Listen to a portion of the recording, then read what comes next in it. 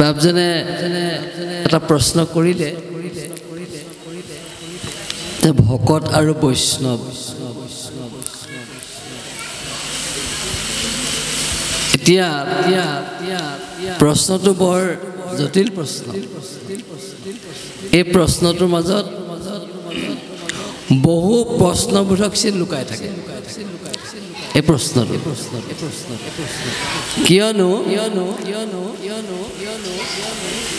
এতিয়া কথা শুনিলেহে গৈছে মনৰ সংশয়, কৃষ্ণৰ সেৱাত ৰতি তেবে সেৱা হয়।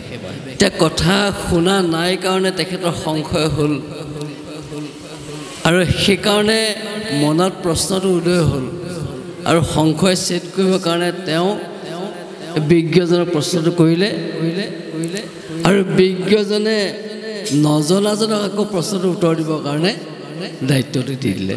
এতিয়া আমি কি ক'ম নহয় জানো? তথাপিতো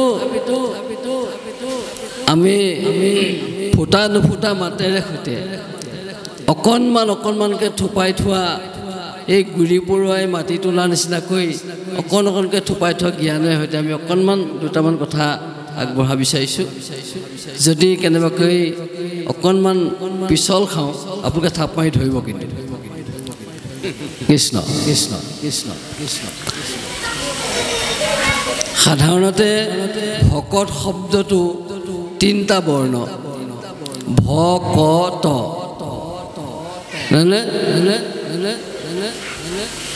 আকাৰিকে একো নাই। যদি আমি ভকত হ'বলৈ যাওঁ বা ভকত এই শব্দটোৰ লগত নিজকে বিলীন কৰি যাব বিচাৰোঁ, তেতিয়াহ'লে ভগৱন্তই নিজে সৃষ্টি কৰা যে বিষ্ণু মায়া, আৰু সেই বিষ্ণু মায়াৰ প্ৰপঞ্চবিলাকে আমাক যেতিয়া আগুৰি ধৰিব, তেতিয়া আমি সেই শব্দটোৰ লগত বাহ্যিকভাৱেহে আমি তাত সংগতি ৰাখিব পাৰিম, আভ্যন্তৰীণভাৱে কিন্তু নহ'ব। কিন্তু পদুম পাতখিলা পানীতে থাকে অথচ তাৰ গাত পানী নালাগে, যেনেকৈ বা তোৰা মাছটো বা বটীয়া মাছটো বোকাতে থাকে অথচ তাৰ গাত যেনেকৈ বোকা নালাগে। তেতিয়াহ'লে ভকত হ'বলৈ হ'লে এই জগতৰ যিমানবিলাক মায়াৰ প্ৰপঞ্চ আছে সেই সমস্তবিলাকৰ পৰা কিন্তু আঁতৰি থাকিব লাগিব।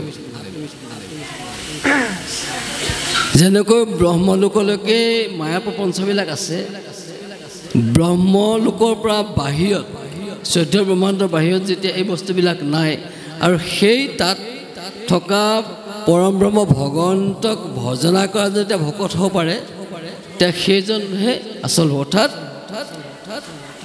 এই মায়া প্ৰপঞ্চবিলাকৰ সম্পূৰ্ণ নৎসাত কৰি নিৰ্গুণ ব্ৰহ্ম সাধন কৰিব লাগিব। যিজন নিৰ্গুণত স্থিত হ'ব পাৰিব সেইজনে ভকত হ'ব পাৰিব। কিন্তু বৈষ্ণৱ হ'বলৈ হ'লে তেওঁ আকৌ বিষ্ণুক আৰাধনা কৰাটো সঁচা, বা বিষ্ণুক আৰাধনা কৰিলে বৈষ্ণৱ হ'ব পাৰে, কিন্তু তাতো কিছুমান আওপকীয়াকৈ বিষয়িত হয়। এতিয়া প্ৰহ্লাদে ইমান ভগৱন্তৰ চৰণ দৰ্শন পাই ভগৱন্তক নৰসিংহৰ ৰূপটো তেওঁ স্তুতি কৰি পেলাই খংটো দমাব পাৰিলে, হয়নে নহয়? বা স্বয়ং ভগৱন্ত, কিন্তু তেওঁ কি ক'লে? তজুপয় মাগুৱে কবৰ তুমি প্ৰভু জগত ঈশ্বৰ, তোমাকো নিন্দিলে পিতৃমূৰ সিজিল পাতক মহাঘূৰ, তাতহন্তে পিতৃ ঈশ্বৰক এতেক প্ৰসাদ দিওঁ মোক। এই বাঞ্ছাত যে কৰিলে, তেওঁ ভকতৰ পৰা তেওঁ তললৈ আহি পেলাই তেওঁ মানে সৎকামনা যিটো কামনা তলত হৈ গ'ল। এইটো কাৰণে পাৰ্থক্যটো ইয়াতে হৈছে। কৃষ্ণ কৃষ্ণ কৃষ্ণ। প্ৰভুৱে কৰাব, কোনেও কাকো কৰাব নোৱাৰে। মই কোনেও একো কৰিব নোৱাৰোঁ। কিয় নোৱাৰোঁ? সেইকাৰণে মাধৱ পুৰুষে অতি সুন্দৰ ঘোষা এজোকা লিখি থৈছে, তুমি সৰ্বসাক্ষী আত্মা ঋষিকেশ, জানাহা মূৰ চিত্তক, শৰণাগতক মই আতুৰক, উপেক্ষা কৰা কৃষক। তুমি সৰ্বসাক্ষী সকলোতে তুমি সাক্ষী ৰূপে আছা চৈতন্য শক্তি ৰূপে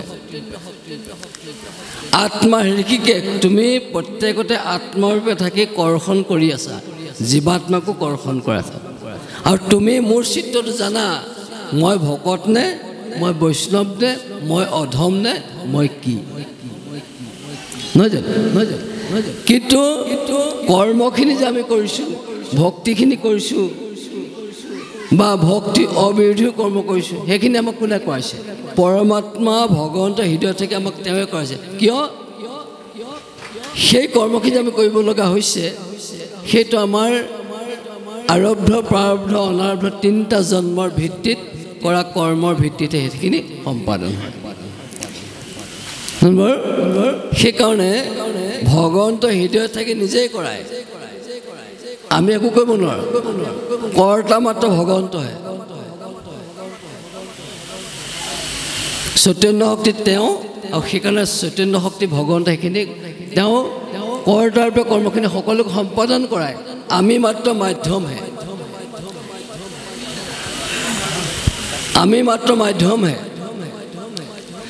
তাৰ গাড়ীখন আছে ইঞ্জিনটো আছে ড্ৰাইভাৰো আছে যদি চকাকেইটা নাথাকে চলিবনে গাড়ীখন সেই চকাকেইটাই গাড়ীখনৰ মাধ্যম চলি যোৱাটো ঠিক আমাৰো ইঞ্জিনটো ভগৱন্তৰ ইঞ্জিনটো আছে ভগৱন্তই তেওঁলোক প্ৰসাদ ভক্তিখিনি দিছে সেইখিনি তেল ৰূপে আমাক চলায় কিন্তু যদি আমাৰ মাধ্যমটো আমি যদি তেওঁৰ শ্ৰদ্ধা কৰিবলৈ গতি নকৰোঁ চকাকেইটা নহ'লে চলিব জানো নচলে নহয় বাৰু কৃষ্ণ সেইকাৰণে এই ভাগবিলাক আচলতে আমি কৰ্ম আধাৰতে নিৰূপণ কৰা হৈছে কিন্তু যদি আমি আধ্যাত্মিকভাৱে চাওঁ ভগৱন্তময় ময়ে ভগৱন্ত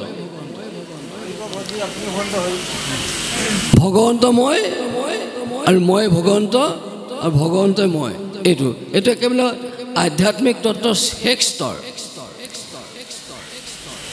যাৰা সমস্ত পৰম জ্ঞানী আধ্যাত্মিক ৰসেৰ সৈতে যিসকল সম্পূৰ্ণ সেইসকলে তত্ত্বজ্ঞানীসকলে সেই ভাৱনাটো উৎপত্তি হয় সেইটো কৃষ্ণ